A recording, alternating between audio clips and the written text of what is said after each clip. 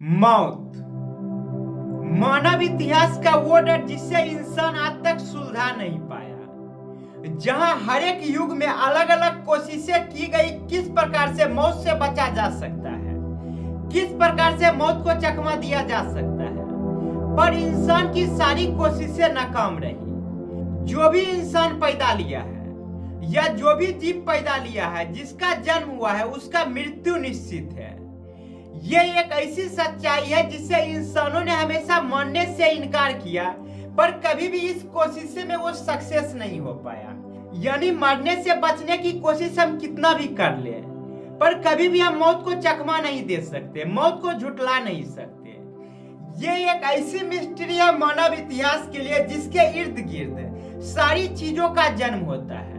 इसी मौत की वजह से इंसान के अंदर जो सबसे बड़ी चीज का जन्म होता है, वो जन्म होता है डर का, और डर की वजह से सारी चीजों का जन्म होता है। जहां पे हम ये देखते हैं कि जो भी धर्म आज धरती पे बनी हुई है, सारी धर्म की जो बुनियादी स्तर है, बुनियादी नींव है, वो सारा चीज डर पे ही शुरू हुआ है। और ये डर कोई आम डर नहीं है, ये डर होती है मौत की। जहां पे हर एक धर्म में जब स्वर्ग और नरक की बात की जाती है, तो कहीं पे भी हमें ये रास्ते नहीं बताई जाती है कि किस प्रकार से हम धरती पे स्वर्ग को पा सकते हैं। हमेशा ये बताया जाता है कि अभी जो कर रहे हैं ये हमारा कर्म है, और इसका जो फल मिलेगा वो या तो हमें स्वर्ग में मिलेगा या नरक में मिलेगा। यानी कि मरने के बाद डिसाइड होगा कि जो भी हम कर्म किए हैं जीवन में, इसका जो फल होगा वो हमें मरने के बाद मिलेगा। यानी हर एक धर्म में हमेशा आफ्टर द लाइफ की बात की जाती है। मरने के बाद जिंदगी में क्या होगा, इसकी बातें जाननी है तो वो धर्म से शुरू होती है। जहां पे सच्चाई है कि मरने के बाद आज तक कोई ना तो स्वर्ग से वापस आ पाया है, न ही नरक से वापस आ पाया है। यानी जो मर गया वो कभी ये बताने नहीं आया कि स्वर्ग में क्या होती है या फिर नरक में क्या होती है, या फिर जो मर गया वो कभी भी ये बताने नहीं आया कि मरने के बाद क्या होता है। तो ये जितनी भी बातें की जाती है सारी धर्मों में, ये सारी चीजें इमेजिनेशन के बेस पे होती है। जहां पे हम ये देखते हैं कि मैक्सिमम धर्म में एक तो स्वर्ग और नरक का कंसेप्ट बताया जाता है, और दूसरी ओर पुनर्जन्म का कंसेप्ट बताया जाता है। पर दोनों को अगर गहराई से समझा जाए तो एक ऐसा कंट्राडिक्शन दोनों में होती है जिसकी वजह से ना तो स्वर्ग एग्जिस्ट करती है, ना ही नरक एग्जिस्ट करती है। तो इन चीजों को समझने के लिए सबसे पहले हम एक एक धर्म को समझना शुरू करते हैं कि किस धर्म में आफ्टर द लाइफ के बाद क्या बातें कही गई है। जहां पे आपको ये समझ आएगी कि कैसे स्वर्ग और नरक की जो कंसेप्ट है और जो पुनर्जन्म की कंसेप्ट है, दोनों आपस में इस प्रकार से टकराती है कि न तो पुनर्जन्म का कंसेप्ट रह जाती है, न ही स्वर्ग और नरक का कंसेप्ट रह जाती है। तो आइए एक एक करके इसे समझने की हम लोग कोशिश करते हैं। तो सबसे पहले हम हिंदू धर्म में समझते हैं, जहां पे ये बताया जाता है कि मरने के बाद इंसान को या तो स्वर्ग मिलेगी या तो नरक मिलेगी। ये इस बात पे डिपेंड करती है कि हम अपने लाइफ में कौन सा कर्म किए हैं। अगर अच्छी कर्म किए हैं तो हमें स्वर्ग मिलेगी, और बुरी कर्म किए हैं तो नरक मिलेगी। और किसी इंसान ने कुछ अच्छे भी काम किए हैं और कुछ बुरे भी काम किए हैं, तो इस प्रकार की व्यवस्था के लिए हिंदू धर्म में जो स्वर्ग और नरक का कंसेप्ट दिया गया है, इसमें यह बताया गया है कि यह टोकन के बेसिस पे होती है। यानी हम जितना भी कर्म करेंगे, जिसमें कुछ अच्छी कर्म होगी, कुछ बुरी कर्म होगी, तो बुरी कर्म के लिए एक क्रेडिट होगा और अच्छी कामों के लिए एक क्रेडिट होगा। जहां पे जो हमें स्वर्ग या नरक मिलेगा वो टेम्पोररी बेसिस पे मिलेगा। यानी कि हमारे पास जितना स्वर्ग का क्रेडिट है, उतने दिन अगर गुजार लिए स्वर्ग में, तो उसके बाद जैसे ही हमारी स्वर्ग की क्रेडिट खत्म होती है तो हमें स्वर्ग से निकाल दिया जाएगा, और उसी समय पे जो हमारे बुरे कर्म है तो उसका जो क्रेडिट है उसको चुकाने के लिए हमें नरक में जाना पड़ेगा। और नरक में जाने के बाद क्या होगा कि नरक भी टेम्पोररी बेसिस पे रहेगी। तो यहाँ भी वही होगा कि जब हमारे बुरे कर्मों का सारा क्रेडिट खत्म हो जाएगा तो उस समय में नरक से भी निकाल दिया जाएगा। तो यहाँ पे एक कंसेप्ट ये आती है कि जब हमारा स्वर्ग में रहने का दिन और नरक में रहने का दिन, दोनों का दिन जब खत्म हो जाती है तो हम मोक्ष को प्राप्त कर लेंगे, और मोक्ष को प्राप्त करने के बाद हमारा कोई जन्म नहीं होगा। यानी पहला जो कंसेप्ट होती है स्वर्ग और नरक के बेसिस पे, इस पे हम देख सकते हैं कि जिस दिन हम अपने स्वर्ग के सारे क्रेडिट को खत्म कर दिए और नरक के सारे क्रेडिट को खत्म कर दिए, तो हम भगवान से मिल जाएंगे, उसके बाद हमारा कोई जन्म नहीं होगा। और फिर दूसरी ओर ये कहा जाता है कि अगर नर्क में हमारी सजा पूरी नहीं होती है तो फिर से हमारा जन्म इस धरती पे होगा, जहाँ पे उस बुरे कर्मों की सजा हमें यहाँ पे चुकानी होगी। तो यहाँ पे ये कर्ज कुछ इस प्रकार से चुकाए जा सकते हैं कि हम गरीब घर में पैदा लेंगे, या हमारी जो शरीर रहेगी ये पूरी तरह से वर्किंग में नहीं रहेगी, यानी कि हो सकता है हम नंगरे लूल्हे पैदा होंगे, हम अंधे पैदा होंगे। तो इस प्रकार से जो है, जो हमारी सजा नर्क में पूरी नहीं हुई वो धरती पे आके पूरी होगी। तो यहाँ पे हम ये देख सकते हैं कि जो क्रेडिट वाला सिस्टम था, जहाँ दिखाया ये जाता है कि हमारी जो भी कर्मों का सजा है वो स्वर्ग में पूरी होगी या फिर नर्क में पूरी होगी। तो यहाँ पे हम ये देख सकते हैं जब वहां पे हमारी सजा पूरी नहीं होती तो हमें धरती पे फिर से जन्म लेना पड़ता है। तो यहाँ से एक छोटा सा कंट्राडिक्शन ये पैदा होता है कि जब हमारी सारी सजा स्वर्ग या नरक में पूरी हो ही जाएगी तो हमारा फिर से जन्म इस धरती पे कैसे होगा। यानी अगर धरती पे जन्म हो रहा है तो हम न्यूट्रल अवस्था में आएंगे तभी जाके हमारा जन्म होगा। यानी जब हम स्वर्ग की सारी टिकटों को खत्म कर देंगे, नरक के सारी टिकटों को खत्म कर देंगे, तो जब हमारे पास कोई टिकट नहीं रहेगा तो उस समय हमारा जन्म फिर से धरती पे होगा, जहाँ पे हम फिर से टिकट को कलेक्ट करेंगे। जहाँ पे अच्छे कर्म करेंगे तो हमारा स्वर्ग का टिकट कलेक्ट होते रहेगी, और बुरे कर्म करेंगे तो नरक की टिकट कलेक्ट होते रहेगी।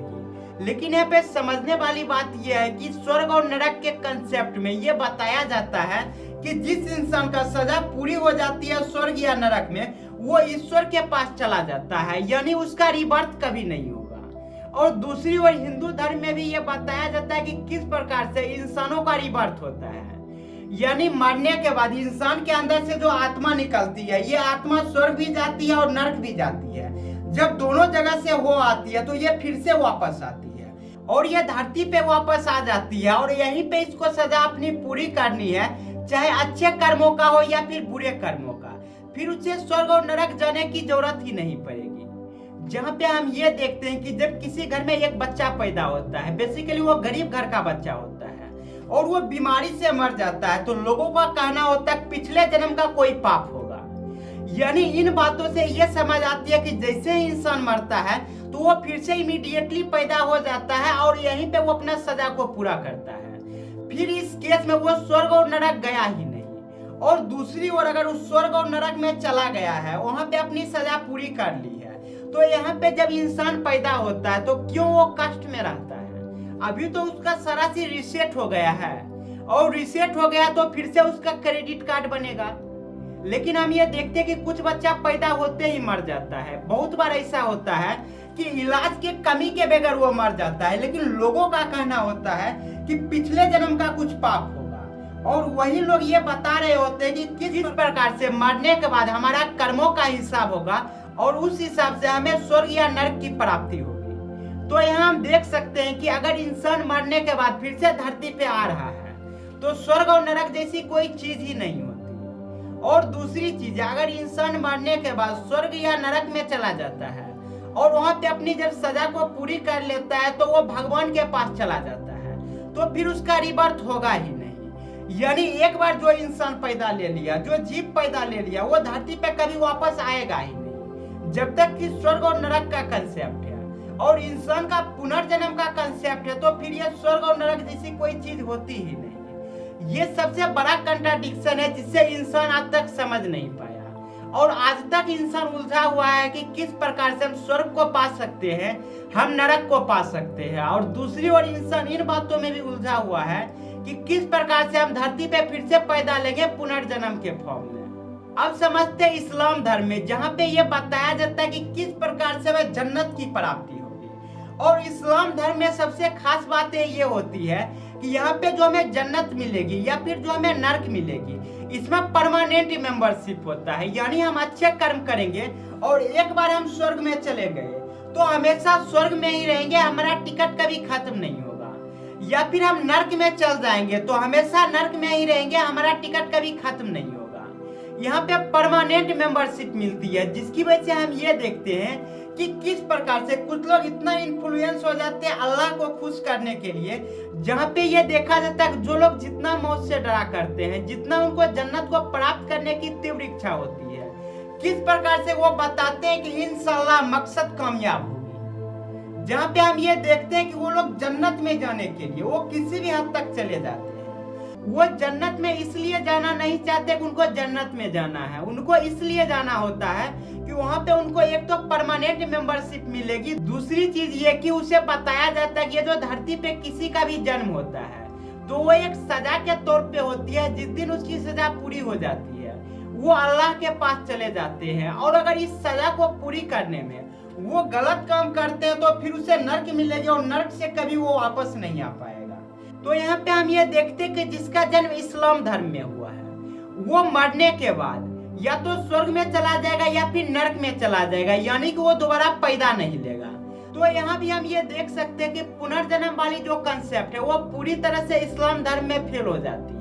और अगर कोई ऐसा क्लेम करता है इस्लाम धर्म में कि मरने के बाद उसको फिर से जन्म दिया जाएगा इस धरती पे, तो ये कंसेप्ट पूरी तरह से फेल हो जाती है, क्योंकि जो परमानेंट मेंबरशिप वाली बातें थी अगर उस बात का कंट्राडिक्शन मिलता है तो यहाँ पे होगा ये कि जैसे इंसान मरता है तो फिर से धरती पे वापस आ जाएगा किसी ना किसी रूप में, और वो अपनी सजा को यहीं पे पूरी करेगा, चाहे अच्छी कर्मों का सजा अच्छा हो या बुरी कर्मों का सजा बुरी हो। यानी वो कभी स्वर्ग या नरक जा ही नहीं पाएगा, वो जन्नत को पा ही नहीं पाएगा। और अगर क्रिश्चियनिटी को देखें तो वहाँ पे ये बताया जाता है कि इंसान के मरने के बाद उसका हिसाब होगा और वो धरती पे कभी भी वापस पैदा नहीं होगा। हिसाब के बाद डिसाइड होगा कि वो क्या पाएगा, स्वर्ग जाएगा या नरक जाएगा। यहाँ भी वापसी का दिन नहीं होता, यहाँ पे कयामत का दिन होता है। तो यहाँ पे हम ये देख सकते हैं कि एक तो हर एक धर्म में पुनर्जन्म की बात की जाती है और दूसरी ओर स्वर्ग और नरक की बात की जाती है। जब दोनों पे हम लोग गहराई से हम लोग समझते हैं तो दोनों चीजें एक साथ एग्जिस्ट नहीं करती, क्योंकि होता ही है कि अगर पुनर्जन्म की कंसेप्ट आती है तो स्वर्ग और नरक की कंसेप्ट पूरी तरह से फेल हो जाती है। ये तो वो बातें हो गई जहां इंसान का डर पहली बार धर्म को जन्म देता है, जहां किसी भी धर्म में जीने का रास्ता नहीं बताया जाता, हमेशा ये बताया जाता है कि मरने के बाद क्या मिलेगी। और लोग इसमें इतना इन्फ्लुएंस हो जाते हैं कि उन्हें जीते जी स्वर्ग या नरक नहीं चाहिए, उसे मरने के बाद की टेंशन होती है कि मरने के बाद हमें क्या मिलेगी।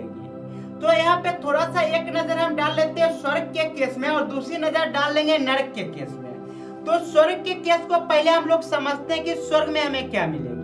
तो स्वर्ग में ये बताया जाता है कि हम कभी बीमार नहीं पड़ सकते, हमारे पास किसी भी चीज की टेंशन नहीं रहेगी, हम हमेशा खुश रहेंगे, ना खाने की कमी रहेगी ना ही किसी चीज की। और हमारे सामने अप्सरा जो होती है वो हमेशा नृत्य करते नजर आएगी। यानी इंसानों के मौज मस्ती के लिए पूरी व्यवस्था स्वर्ग में की गई है। और दूसरी ओर अगर नर्क को देखें तो नर्क में एक से एक व्यवस्था की गई है, जहां नर्क में इंसानों के लिए एक अलग से व्यवस्था की जाती है, जहां खौलती हुई तेल में इंसानों को तला जाता है। जिस प्रकार से हम लोग देखते हैं कि कैसे लोग मीट मछली को तेल में फ्राई किया करते हैं, इसी प्रकार से नर्क में व्यवस्था इंसानों के लिए की जाती है। जो बुरा कर्म किया है उसे आग पे घसीटा जाएगा, उसे खौलती हुई तेल में रखा जाएगा। पर यहाँ पे समझने वाली बात यह है कि जब इंसान मरता है तो उसका शरीर तो यहीं पे रह जाता है, यानी शरीर जब यहीं पे रह गया और सिर्फ आत्मा निकल के गया स्वर्ग या नरक में, तो आत्मा को कोई कैसे आग में तल सकता है, कैसे उसे तेल में फ्राई कर सकता है? क्योंकि आत्मा को न कभी मारा जा सकता है, न ही कभी बनाया जा सकता। इस प्रकार की कंसेप्ट हर एक धर्म में दी जाती है। और जब इस प्रकार का कंसेप्ट है और शरीर हमारा यहीं पे रह गया, तो फिर नर्क में किस चीज को तेल में तला जाएगा? क्योंकि आत्मा जो होती है वो तो अजय अमर होती है, नहीं उसका वेट होता है, नहीं उसे हम देख सकते। तो आत्मा को किस प्रकार से आग पे रखा जा सकता है, कैसे उसे तेल में तला जा सकता है? जहाँ पे हम ये देखते हैं कि हमारा जो डर होता है, हमारे अंदर जो तकलीफ होती है, हमारे अंदर जो खुशी होती है, सारी चीजों का जो मेन वजह होती है वो हमारा शरीर ही होती है। और जब शरीर इसी धरती पे रह गया तो फिर स्वर्ग और नरक में गया क्या? अगर सिर्फ आत्मा गई है तो फिर आत्मा जो होती है वो तो अजय अमर होती है, न तो उसके पास शरीर होती है दर्द को फील करने के लिए, और न ही उसके पास बॉडी होती है खुशियों को महसूस करने के लिए। तो स्वर्ग और नरक का जो कंसेप्ट है ये किस बेसिस पे काम आएगी? जब शरीर यही रह जाएगी जिसमें दर्द है या फिर तकलीफ है, तो फिर ऐसी कौन सी चीजें पहुंचेगी जिस चीजों की वजह से इंसान इतना डर रहा है? आज कोई भी इंसान मौत पे बात नहीं करना चाहता। इंसान इतना डरा हुआ है कि मौत पे बात करने को आप शगुन समझता है, जबकि सच्चाई ये है कि जिस दिन जिंदगी खत्म होगी उस दिन मौत का आना निश्चित है। यानी जिंदगी में जिंदगी की कोई गारंटी नहीं होती, पर जिंदगी में मौत की गारंटी हमेशा होती है। तो मौत से कब तक हम लोग भाग सकते हैं? मौत कोई डरने की चीज नहीं है, इसे समझने की चीज है। इस पे हम एक सीरीज बनाएंगे जिसमें हम समझाएंगे कि मौत के बाद क्या होती है, मौत को कैसे समझा जा सकता है। जब तक इंसान मौत को समझ नहीं लेता तब तक जिंदगी का कोई मतलब नहीं होता। यानी मौत को समझे बिना जिंदगी का मतलब अधूरी होती है, जिंदगी का कोई मीनिंग ही नहीं होता मौत के बिना। तो आने वाले एपिसोड में हम लोग ये समझेंगे कि हमें जो बताया जाता है कि स्वर्ग किस प्रकार का होता है और नर्क किस प्रकार का होता है, क्या सच में स्वर्ग स्वर्ग जैसा ही होता है या नर्क नर्क जैसा ही होता है। ये काफी इंटरेस्टिंग चीज होने वाली है, जहाँ पे जब इन चीजों को हम समझेंगे तब हमें समझ आएगी कि जिस चीजों को हम स्वर्ग समझते हैं क्या सच में वो स्वर्ग था, या जिस चीजों को हम नर्क समझते हैं क्या सच में वो नर्क था।